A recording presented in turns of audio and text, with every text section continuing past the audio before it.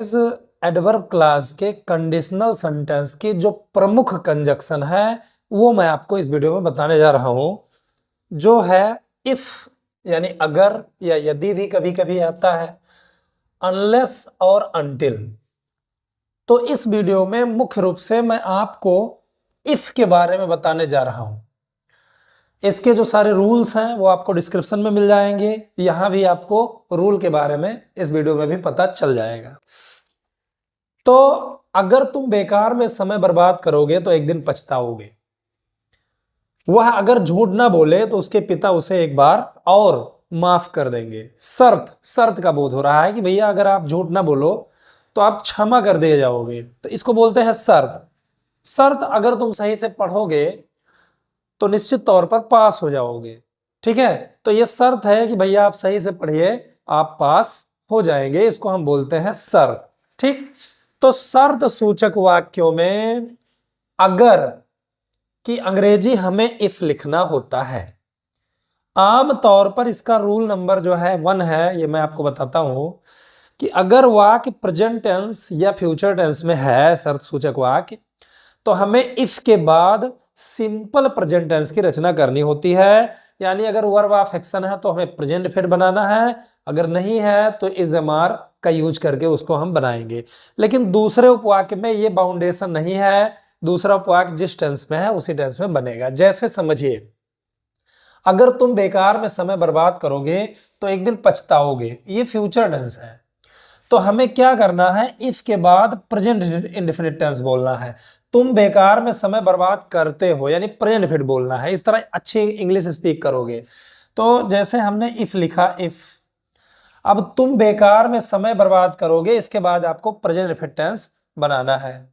You बर्बाद करोगे, बर्बाद करना की अंग्रेजी होता है वेस्ट, इसको फ्यूचर नहीं बनाएंगे। इफ यू वेस्ट, बर्बाद करोगे क्या, समय यानी time. If you waste time, बेकार में की अंग्रेजी होती है इन वेन, यानी इसको हमें प्रेजेंट फिर बनाना है।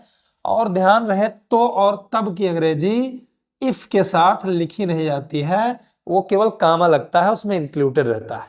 If you waste time in vain, व्यर्थ में बेकार करोगे तो एक दिन पछताओगे। कौन पछताओगे, तुम।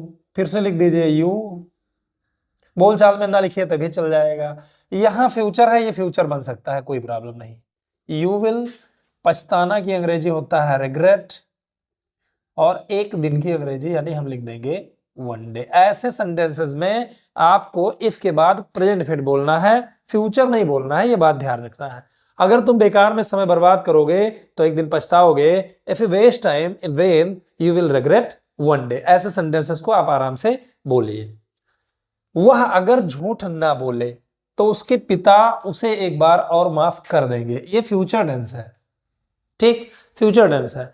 बस यही ध्यान रखिए कि अगर शर्त सूचक फ्यूचर या प्रेजेंट में है, आम तौर पर इफ के बाद आपको सिंपल प्रेजेंट यानी प्रेजेंट फिर बनाना है, और नहीं है तो इजमार से बनाना है। अब इफ की अंग्रेजी हमने यही इफ लिख देना है, अगर की अंग्रेजी इफ। वह झूठ ना बोले, यहां क्या लिखा हुआ है इससे मतलब नहीं है, मतलब इससे है कि आपको सिंपल प्रेजेंट यानी प्रेजेंट फिर बनाना है। वह झूठ ना बोले तो यानी सब्जेक्ट है वह, यानी इसको हमने लिखा ही। और झूठ ना बोले चूंकि निगेटिव है तो हमने डज नॉट का यूज करना है, या एक में हम डजंट लिख सकते हैं। इफ ही डज नॉट, झूठ बोलना का लाई या फिर टेल अ लाई लिख देंगे, टेल अ लाई, केवल लाई भी लिख सकते हैं। अगर वह झूठ ना बोले, if he does not tell a lie, उसके बाद दूसरे सेंटेंस को हम फिर जो है वो बना सकते हैं, वो फ्यूचर है, फ्यूचर हम बना सकते हैं। उसके पिता उसे एक बार और माफ कर देंगे, फ्यूचर इंडेफिनिट टेंस। कौन माफ कर देंगे, उसके पिता यानी हिज फादर, ये हो गया। उसके बाद चूंकि ये फ्यूचर इंडेफिनिट टेंस है तो हमने विल का यूज करना है। हिज फादर विल माफ कर देंगे, माफ करना की अंग्रेजी होता है फॉरगिव। ठीक, फिर किसको का प्रश्न करके ऑब्जेक्ट, किसको माफ कर देंगे, उसे, क्योंकि क्रिया के बाद ऑब्जेक्ट लिखना है। फिर एक बार और की अंग्रेजी होता है वंस मोर, वंस मोर। वह अगर झूठ ना बोले तो उसके पिता उसे एक बार और माफ कर देंगे। If he does not tell a lie his father will forgive him once more. इस प्रकार आपको अगर वाले सेंटेंसेस को इंग्लिश में कन्वर्ट करके बोलना है। एक चीज मैं आपको और बताता हूं जो अक्सर हम लोग बोलते रहते हैं, अगर ऐसे ही चलता रहा तो मैं एक दिन इस्तीफा दे दूंगा, अगर ऐसे ही चलता रहा तो तुम एक दिन पछताओगे, अगर ऐसे ही चलता रहा तो एक दिन तुम्हारे पिताजी तुम्हें भगा देंगे। तो ऐसे ही चलता रहा, चलना या जारी रहने के लिए हमने गो ऑन का यूज करना होता है, गो ऑन। और इसमें सब्जेक्ट के तौर पर हमने इट का यूज करना है। ऐसे ही चलता रहा का मतलब ये अगर चलता रहा, तो हमने देखो पहली बात तो इफ लगाना है, और नियम तो वही कहता है कि हमें प्रेजेंट इनफिनिट टेंस इधर बनाना है, तो सब्जेक्ट के रूप में इट का यूज हो जाएगा ऐसे के लिए, if it goes on, if it goes on, क्योंकि यहाँ पे प्रेजेंट फिट ही बना है अगर ऐसे ही चलता रहा। तो अगर ऐसे ही चलता रहा जैसे सेंटेंस आएंगे तो इफ इट गोज ऑन बोल के अगला सेंटेंस आपको अच्छे से बोल देना है। इफ इट गोज ऑन, मैं एक दिन इस्तीफा दे दूंगा। कौन इस्तीफा दे देगा? मैं। ध्यान रहे तो की अंग्रेजी नहीं लिखना है, आई विल, और इस्तीफा देना की अंग्रेजी रिजाइन, और एक दिन की अंग्रेजी हमने लिख देना है वन डे। ऐसे सेंटेंसेस को दोस्तों बहुत आराम से आप बोलिएगा इफ इट गोज ऑन से। अगर ऐसे ही चलता रहा तो मैं एक दिन इस्तीफा दे दूंगा, if it goes on I will resign one day. अब दूसरा नियम सुनिए कि आपने सिंपल प्रेजेंट बनाना है, प्रेजेंट इंफिनिट जमार से बनाना है, लेकिन यदि इफ के बाद कॉन्टिन्यूअस टेंस और परफेक्ट टेंस यानी प्रेजेंट कॉन्टिन्यूअस टेंस और प्रेजेंट परफेक्ट टेंस अगर आ जाता है तो हमें उसको उसी टेंस में बनाना है, प्रेजेंट फिर नहीं बनाना है। बात ध्यान रखिएगा। जैसे उसे बुला लो अगर वह नाराज होकर वापस जा रहा है तो, और इसमें एक बात और है, इसमें दरअसल उल्टा लिखा है। ये जो कंडीशनल सेंटेंस का इफ वाला क्लास है ये इधर पीछे लिखा है, और ये जो सबऑर्डिनेटिंग क्लास है यहाँ पे लिखा हुआ है। तो अब ध्यान दीजिए, उसे बुला लो ये इंपरेटिव सेंटेंस है, इसको तो हमने बना लिया इंपरेटिव, कॉल हिम। अब हमने ये जाना कि इफ के बाद प्रेजेंट फिर बनता है, लेकिन अगर कंटिन्यूअस टेंस आ गया तो फिर कंटिन्यूअस ही बनाना होता है।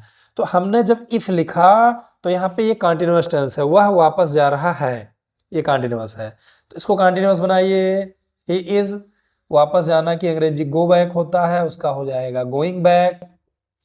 If he is going back, अगर वह वापस जा रहा है नाराज होकर, चाहे तो हम बीइंग एंग्री लिख दें या चाहे इन एंगर लिख दें यानी नाराजगी में, ठीक, नाराज होकर या नाराजगी में एक के बात हुआ। तो उसे बुला लो अगर वह नाराज होकर वापस जा रहा है तो, call him if he is going back in anger. यहां भी देखिए इफ के बाद परफेक्ट टेंस आ गया है, परफेक्ट टेंस, ये एक्चुअली प्रेजेंट परफेक्ट है, यदि तुमने एक बार पढ़ लिया है तो कृपया इसे लौटा दो। अगर परफेक्ट आता है तो हमने परफेक्ट ही बनाना है, इंडेफिनिट नहीं बनाना है, ठीक है। इफ हमने लिखा है, इफ तुमने एक बार पढ़ लिया है, इसको परफेक्ट बनाइए। किसने पढ़ लिया है? तुमने, यानी यू लिख दिया जाएगा, इसके साथ हमने हैव का यूज करना है। इफ यू हैव पढ़ लिया है, रीड लिख दे थर्ड फॉर्म, क्या पढ़ लिया है? अखबार इन द न्यूज़पेपर। हम यहाँ पे फिनिश्ड विद द न्यूज़पेपर भी लिख सकते हैं। If you have finished with the newspaper, यानी आपने एक बार पढ़ लिया है। रीड भी लिख सकते हैं सिंपल भाषा में, if you have read the newspaper, और उसके बाद तो तब की अंग्रेजी ध्यान में लिखना नहीं है, कृपया इसे लौटा दो, ये इंपरेटिव सेंटेंस है, इसको हमने आराम से, यानी कृपया की अंग्रेजी प्लीज, और इसे लौटा दो, ये इंपरेटिव सेंटेंस है। तो इंपरेटिव सेंटेंस में हमने पहले क्रिया ही लिखनी है, रिटर्न यानी लौटा दो, तब हम लिखेंगे इसे, इसे की अंग्रेजी हमने यहाँ पे लिख देना है इट। तो इफ के ये नियम याद रखिएगा। वीडियो कैसा लगा है जरूर बताइएगा कमेंट में। अगर कोई भी डाउट है तो कृपया करके कमेंट सेक्शन में आप बताएं उसको, मैं वो डाउट क्लियर करने की पूरी कोशिश करूंगा। कृपया चैनल को सब्सक्राइब कर लीजिए अगर नए हैं तो, और इफ के, अनटिल अनलेस के और भी वीडियो आपको मिलने वाले हैं। तब तक के लिए धन्यवाद।